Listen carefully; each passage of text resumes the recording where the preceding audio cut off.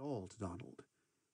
She notices how closely both her mother and father monitor all of their children now for warning signs. Peter with his rebellion, Brian and his drugs, Richard getting expelled, Jim picking fights, Michael checking out completely.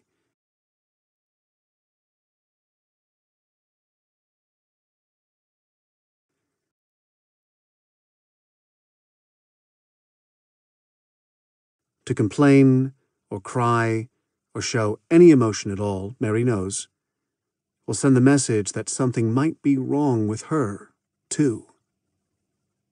And the fact is that the days when Mary sees Donald in that bedsheet are better than some of the other days.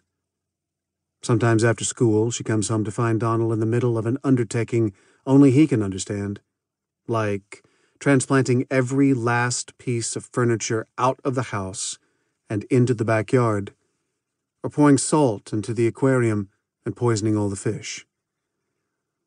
Other times he is in the bathroom, vomiting his medications. Stelazine and Thorazine and Haldol and Prolixin and Artane. Sometimes he is sitting in the middle of the living room quietly, completely naked. Sometimes the police are there, summoned by their mother after hostilities have broken out between Donald and one or more of his brothers.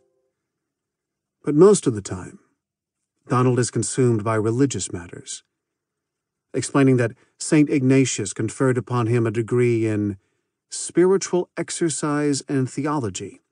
He spends much of every day and many nights reciting in full voice the Apostles' Creed and the Lord's Prayer and a list of his own devising that he calls Holy Order of Priests, the logic of which is known only to him. DOM, Benedictine, Jesuit, Order of the Sacred Heart, Immaculate Conception, Mary, Immaculate Mary, Oblate Order of Priests, May Family, Black Friar, the Holy Ghost, Franciscan at the Convent, One Holy Universal, Apostolic, Trappist. For Mary, the prayers are like a faucet that won't stop dripping. "Stop it!" she shrieks, and yet Donald never does, pausing barely long enough to breathe. She sees what he's doing as a rebuke of her entire family, but mostly of their father, a faithful Catholic. Mary idolizes her father.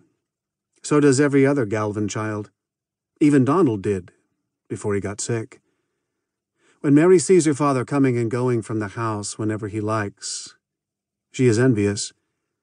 She thinks about the sense of control that her father must enjoy by working so hard all the time. Hard enough to get out.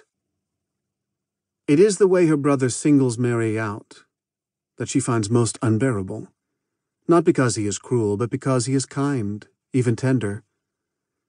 Her full name is Mary Christine, and so Donald has decided that she is Mary, the Sacred Virgin and Mother of Christ. "I am not," Mary cries again and again. She believes that she is being teased. It would not be the first time that one of her brothers has tried to make a fool of her. But Donald is so unmistakably serious, so fervent, so reverential. It only makes Mary angrier. He has made Mary the exalted object of his prayers, bringing her into his world, which is the last place she would ever want to be. The idea that Mary comes up with, the solution to the problem of Donald, is a direct response to the rage she feels. Her inspiration comes from the sword and sandals epics that her mother sometimes watches on television. The idea starts with her saying, "Let's go up to the hill." Donald consents. Anything for the Sacred Virgin. It continues with Mary suggesting that they build a swing on a tree branch. "Let's bring a rope," she says. Donald does as she says.